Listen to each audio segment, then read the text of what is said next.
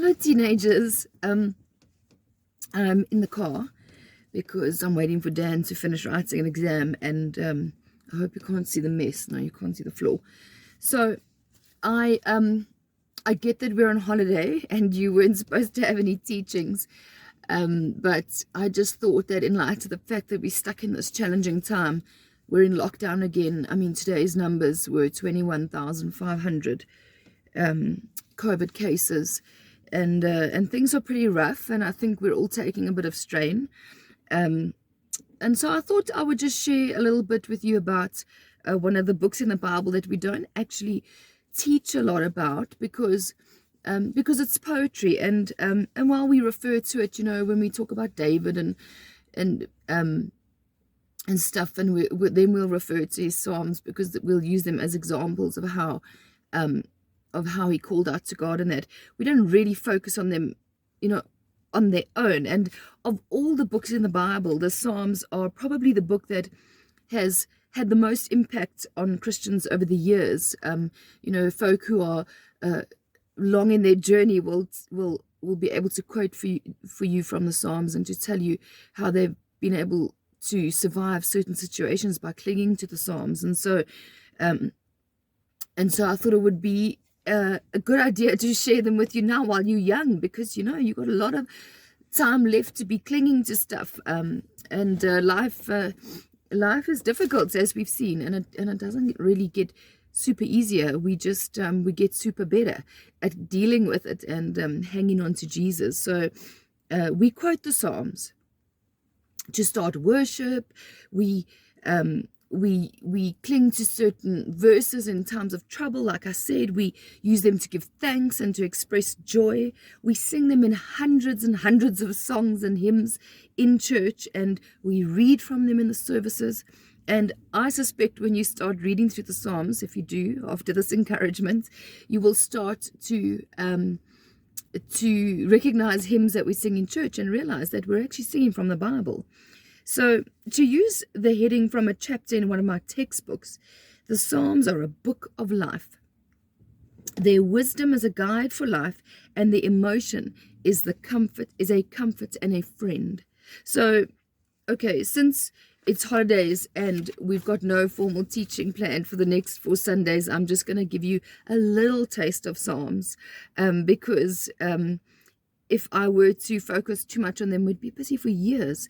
So it's an introduction, really, and just really in light of the fact that we are living in challenging times. So today I want to show you that in every psalm that you read, you will find a perfect pearl for your current context, just to prove to you that the Psalms are so versatile and so applicable to us through all stages of our lives, and they have been to people for thousands and thousands of years. So yeah, in another book that I read on the Psalms by a lady called Maureen O'Brien, she tells about how she loves to find a penny on the ground. Okay, she's American, so if she's out walking and she sees it on the pavement, or if she's in the parking lot and she sees it like glinting in the tarmac, then she gets kind of excited and she picks it up and she collects them all in a bowl. Now, she doesn't do this because the coin is of particular value, because they're not. I mean, if we were to find a 10-cent piece, it's not going to buy anything anymore. But the pennies are a reminder that in God we trust. For her, okay, because on the American coin, it says, it is written there, it's imprinted, or I don't know what the word is for with metal, engraved, I don't know, in God we trust. And so every time she sees a penny like this lying on the ground, she is reminded that, we serve a faithful God and in him we trust. Why? Because we can trust him, because for thousands of years people have trusted him, and they have come out on the right side of things through their trust for him. And he's shown himself to be faithful, not only through the life of Israel and what we read in the Bible, but through the life of Christianity as well. So So that's why this lady Maureen likes to find these little pennies, and she believes also that the Psalms are the perfect place to find pennies that remind us that in God we trust, and that our God is a God we can trust. So then next in the book she says that shares the story of her cancer, and she was very, very ill, and she overcame an aggressive cancer. She survived, and every year she has to go to hospital for a cancer screening. Maybe you know somebody who has to go annually for a test or something. My dad had to go every 6 months for a while, and now every year. So she goes to hospital for an array of tests to make sure that the cancer hasn't reared its ugly head again. And she gets anxious, and she struggles to breathe from the panic as the time approaches that she must go. She hates the time in hospital. She's been so many times that she knows exactly what's going to happen, and she makes a joke about having to wear that horrible hospital gown that ties at the back and shows all your bits. And so she actually just gets herself into a bit of a hole. So the one day she's sharing the story with one of her friends, and the friend says to her, you've shared the story with me, and so I'm really glad that Madeline, who's her daughter, is the one who takes you for the tests. That's wonderful. And so Maureen thinks, well, yes, that really is wonderful. And there she was given a penny on the tarmac. She's like walking through life, doing her stuff, and then her friend shows her this penny and reminds her that she's got this thing in her life, and it reminds her that in God we trust, because she's not alone in her struggle. So moving closer to the time of her hospital visit, then she is flicking through the Psalms, because she says she does that, when she's looking for something and in need of something. And she reads a couple of her favorites, and then she reads stuff she's never read before. And then she gets to Psalm 41. And in verse 3, she reads this: the Lord sustains him on his sick bed. You turn down his bedding when he is ill. And there she has her perfect penny glinting from the floor. She may have read those lines before somewhere, but in that moment, those words are her reminder that in God we can always trust. She's been sick. She's been in her sick bed before, and she's afraid she might end up in a sick bed again. But the Lord sustains him on his sick bed, she reads. He turns down the bedding of the person who's ill.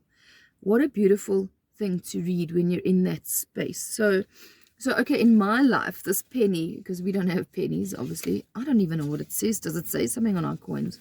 But in my life, this will be like pretty little stones, okay? I collect stones and rocks. I love them. They're everywhere. I mean, if you walk, you'll see a stone here and a stone there. I even like the stone chips, those boring grey chips that they use in like driveways, because when you are walking and looking at those stones, you will always find a pretty one. And I often find a beautiful piece of white quartz in that stone, and then I do pick it up. And I bring stones home, and they're all over my house in bowls, and they're in the garden, and I just have piles of stones from places I've been to. And I know it might be weird, but it doesn't matter.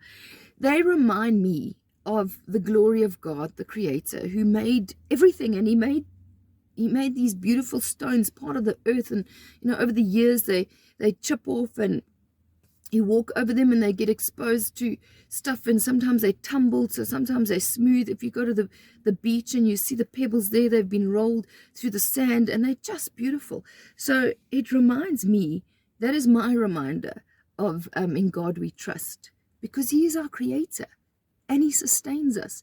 And so for me, that's the penny. You might have something else, Now, this is important, okay? I wouldn't encourage you to randomly look for glimpses of these pretty stones or pennies in any other part of the Bible. I'm opposed to that. There's some people who say, oh, you just open the Bible and you stick your finger on a verse and you read that one, and that's your verse for the day. Now, I would not encourage that, because what happens if you open the Bible that day and you're having a really bad day, and then you stick your finger on the verse that says Judas went and hung himself from a tree after he betrayed Jesus because he felt so terrible, and then you get some silly ideas. So no, I don't really advise that. But with the Psalms, I do advise it, because you will always find a penny or find a beautiful stone in the Psalms, a reminder of the nearness, the love, the power, the might, the beauty, the wonder of our God.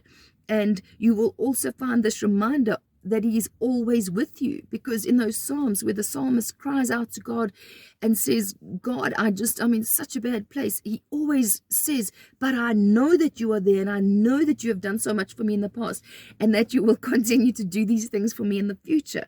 And so you will always find a sparkling penny or a beautiful stone in the Psalms. And I would advise you to start flipping through them, even if it's just backwards and forwards and reading a line here and there. You will always find something. So I have asked Daniel, to have a flip through the Psalms and to see if he finds anything there, a penny, a pretty stone, applicable for his life. And he did that, and then he stumbled upon Psalm 15, and he's going to share a little bit with us.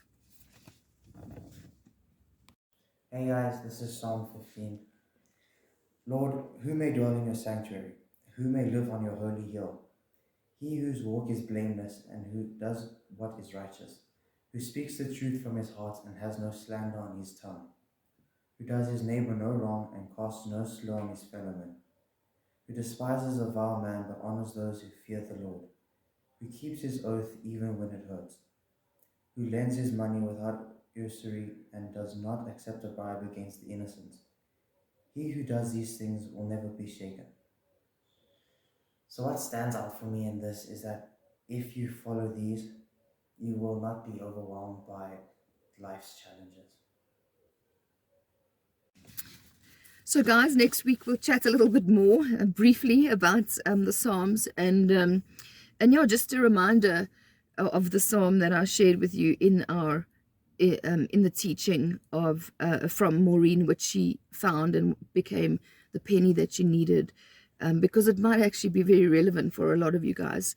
And in this time, I don't know, there's a lot of people sick and struggling with COVID, aside from all the other stuff that we have to deal with. So it's this Psalm 41 verse 3. The Lord sustains him on his sick bed, and he turns down his bedding when he is ill. It's an important psalm for our time, and he is with us, and he is with you. And so I pray that you guys will just be encouraged to start flipping through the Psalms and to see the beauty that lies within them, and the reminders that God is a God we can trust, and that he is always available whenever we need him, and especially in times like this. So love you guys. Have a good week. Bye.